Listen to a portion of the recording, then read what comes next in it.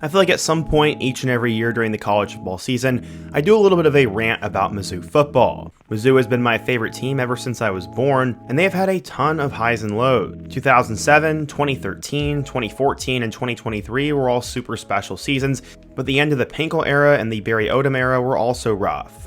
Mizzou, though, has taken the next step under Eliah Drinkwitz, as after originally underperforming his first few years, he has taken the next step. Mizzou has now had back-to-back 10-win seasons and picked the right time to get good at football. But when you do a deeper dive into how Mizzou is done under Eliah Drinkwitz, there's some questions that need to be asked. When I was going through Twitter, I saw a tweet by Power Mizzou that read as follows, quote, Eliah Drinkwitz has not won an SEC game against a team that finished with a winning conference record in 3 years. Counterpoint, he has not lost a game to a team with a 500 or worse record in SEC play in 3 years. Georgia is the only other team that hasn't. Basically, Eliah Drinkwitz has not lost a game he shouldn't, but also hasn't won a game he shouldn't. I'm pretty sure this is just talking about SEC play because the Tigers did beat Ohio State in the bowl game when they definitely weren't favored to, but the point still stands. Mizzou has some good players, some good teams, and they've had some good records, but they can just never take that next step. Whenever they play a ranked opponent or one of the premier brands in college football or in the SEC, they just fold. They don't always get blown out, but they can just never get over the hump. In today's video, I want to talk about my opinion on Mizzou football, why things have sort of become a stalemate for them, my thoughts on Eliah Drinkwitz, and how I think the program will do in the future.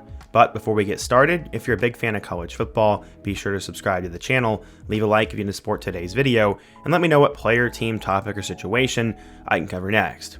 Now let's go ahead and get started and talk about Mizzou football. I think there's one situation that epitomizes Mizzou football more than anything, and that is their last starting quarterback, Brady Cook. Brady Cook ended up going undrafted in the 2025 NFL Draft and was a good player, but wasn't elite. He's near the top of pretty much every passing statistic in Mizzou football history, but at the same time, he was just never an elite superstar. He was good, but not great, and that's how Mizzou football feels. They can't seem to get those players that are truly superstars, and also can't get the wins. I mean, for example, their first 2 losses before this past weekend were to both Vanderbilt and Alabama, both teams who are ranked very highly, and they lost by 1 score. They can't pull off those miracle finishes or close games against those teams, but they can find a way to do that against Auburn, Florida in 2023, Boston College in 2024, or insert any random team that isn't elite. The Mizzou Tigers always find a way to win the close games when they're supposed to, but can't ever do it against anybody else. I mean, there's so many games that come to mind. Vanderbilt this year, Alabama this year, LSU in 2023, Georgia in 2022 and 2023, and so on. But as a Mizzou fan, I have to be careful because we could easily be terrible. In this modern football landscape, it just takes a few bad seasons and all of a sudden you're forgotten about. I mean, look at Kentucky, look at Mississippi State, and look at Arkansas. Mizzou having back-to-back 10-plus win seasons and being ranked for most of the year is definitely a gift and something that shouldn't be taken for granted, but also at some point, you do hope to take the next step. We've seen many cases where a successful coach was fired for not doing enough, aka Bo Pelini or James Franklin. But then you have a guy like Kirk Ferentz, who's never going to probably win a national championship, but has Iowa football consistent and good every single year. You honestly have to pick a side, and I think Mizzou is reaching that point. If they keep Eliah Drinkwitz and decide to pay him so he doesn't leave for another school, they're going to have to accept that he probably is never going to win a national championship. But if he can get 9 or 10 wins every year, compete for a playoff spot every few seasons, and produce star players and bring in money, then that's not a bad thing either. With the amount of job openings at high-profile programs right now, there's no reason for me to believe that Mizzou has an upper hand in any of these schools and that they would get someone that is much better than Drinkwitz, at least consistently. To me, what has been interesting is the fact he's been linked to Penn State, Florida, and Auburn, and I'm not sure what they're trying to do here. Billy Napier had his issues, and he had a really tough schedule, but he couldn't beat the big teams. The same thing for James Franklin at Penn State, and Auburn's a nearly impossible place to win at as a coach because you get run out of town very quickly. I don't think Drinkwitz is going to magically fix anything in any of those schools, as his Mizzou teams have been very talented these last few years, and he still can't seem to beat the big boys. Not only does that probably not change at a school like Auburn, Florida, or Penn State, but there's 10 times the pressure for him to win early, and if he doesn't live up to that, he's gone. If I'm Eliah Drinkwitz, I'm staying put at Mizzou as long as they want me there, because I have pretty safe job security there, whereas I don't at all these other schools. But still, part of me thinks that Mizzou football is currently in purgatory, as it's just the same script pretty much over and over again. The month of September, they usually beat up on a couple of Group of 5 teams and then beat an average Power 4 team. Then they go into SEC play, beat the bottom feeders, maybe pull off a win or two against the teams that are average, and then they lose to the teams that are elite. It's the same script every year at this point. They have a really good running back, an above average quarterback, a couple of stud defensive players, and a piece or two on the offensive line that are really good. They always mess around and act stupid in the last 2 minutes of each half. They commit penalties that make no sense. The play calling is inconsistent or lackluster at times, but then they end up figuring it out, like in the Auburn game this year.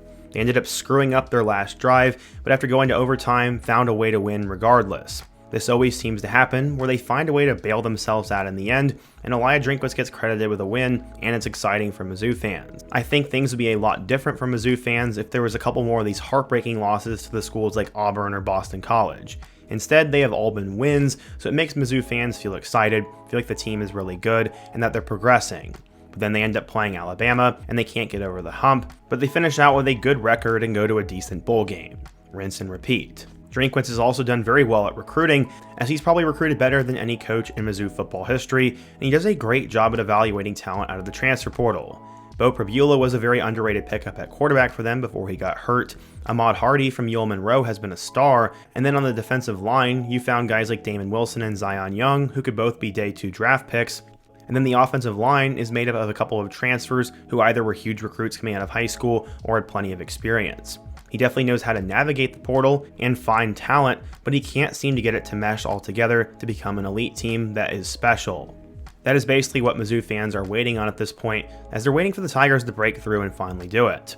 There's honestly no reason why they couldn't have upset Alabama this year, and on paper, I think they should have been able to beat Vanderbilt. They really struggled in that game. Also, it doesn't help that luck isn't always on their side, as Bo Pribula ended up breaking his leg in that Vanderbilt game, and all of a sudden you throw in a true freshman who's 18 years old to try to go and beat a top 10 team on the road. It just wasn't going to happen. But he also should have never been playing because Sam Horn should have been on the field. Horn had dealt with injuries over the last few years and had been fighting with Bo Pribula for the starting quarterback position, but after a dumb play call which pretty much had no purpose in their week 1 game, Sam Horn would get terribly injured and is out for the season. There was literally no reason for Horn to run that play, but because of weird or dumb play calling, Sam Horn got hurt. There's also no reason why Bo Pribula needed to run the ball there either, as they have 2 star running backs in the backfield, one of which was top 3 in the country in rushing yards. It just doesn't make any sense.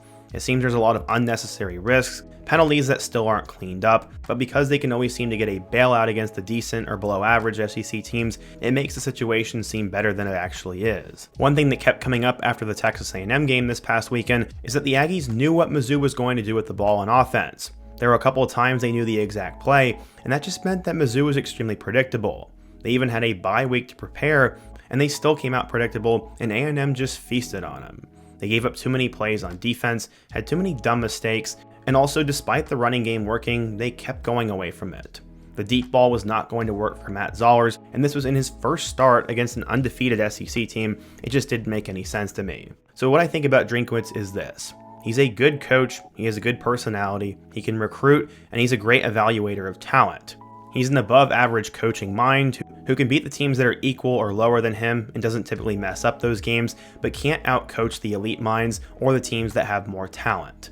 That leaves Mizzou in the spot that they're currently in, where they probably win between 7 and 9 games each and every year, but never actually get a chance to go to the college football playoff or make a run in the playoff.